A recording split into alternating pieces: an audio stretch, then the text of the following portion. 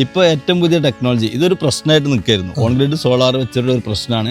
KSEB current പോയി കഴിഞ്ഞാൽ നമ്മുടെ വീട്ടിലത്തെ കറണ്ടും പോകും. അതിനുള്ള ഏറ്റവും ഒരു സൊല്യൂഷൻ ഇപ്പോൾ വന്നിട്ടുണ്ട്, ഹൈബ്രിഡ് ടെക്നോളജി. അതേ സമയത്ത് ഒരേ സമയം ഓൺ ഗ്രിഡും ആണ്, അതേ സമയത്ത് ഓഫ് ഗ്രിഡും ആണ്.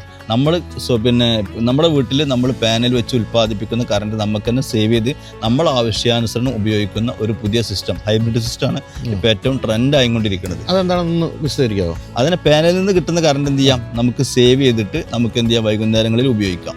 KSEB ആശ്രയിക്കേണ്ടതില്ല. അപ്പൊ അങ്ങനെ ഞാൻ ഈ ചോദിച്ച പോലെ ഇത്രയും ബാറ്ററി ഒക്കെ വേണ്ടത് സ്റ്റോർ ചെയ്യാൻ? ചെറിയ ഹൈബ്രിഡ് അല്ലേ, ലിഥിയം ബാറ്ററികളാണല്ലോ, ഏറ്റവും ചെറിയ ബാറ്ററികൾ മാത്രം മതി.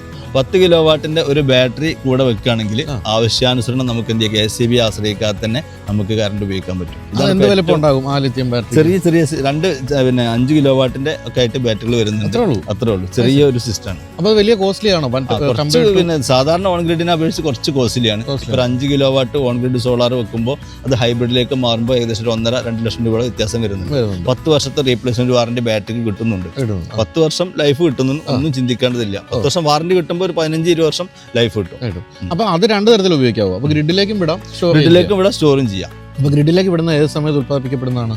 ഗ്രിഡിലേക്ക് വിടുന്നത് നമ്മൾ പകൽ സമയത്ത് നമ്മൾ ഉപയോഗം കഴിഞ്ഞ് ബാറ്ററി സേവ് ആയതിന്റെ ബാക്കിയാണ് ഗ്രിഡിലേക്ക് വിടുന്നത്.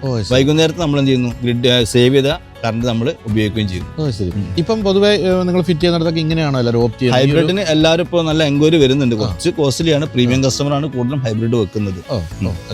പിന്നെ എന്തൊക്കെയാണ് ഇപ്പൊ ഈ ഒരു രംഗത്ത് പുതിയ പരീക്ഷണങ്ങൾ നടക്കുന്നത്? എന്തൊക്കെ മാറ്റങ്ങളാണ് സംഭവിച്ചുകൊണ്ടിരിക്കുന്നത്? വലിയ പരീക്ഷണങ്ങൾ തന്നെ നടന്നുകൊണ്ടിരിക്കുന്നുണ്ട്. ചിലപ്പോൾ നമ്മുടെ വീടിന്റെ റൂഫ് വരെ സോളാർ പാനലുകളായിട്ട് മാറുന്ന ഒരു സ്വപ്നം പിന്നെ വളരെ അടുത്ത് തന്നെ ഉണ്ടാവാൻ സാധ്യതയുണ്ട്. പ്രത്യേകിച്ച് ചൈനയിലാണ് ഇതിന്റെ പരീക്ഷണമൊക്കെ നടന്നുകൊണ്ടിരിക്കുന്നത്.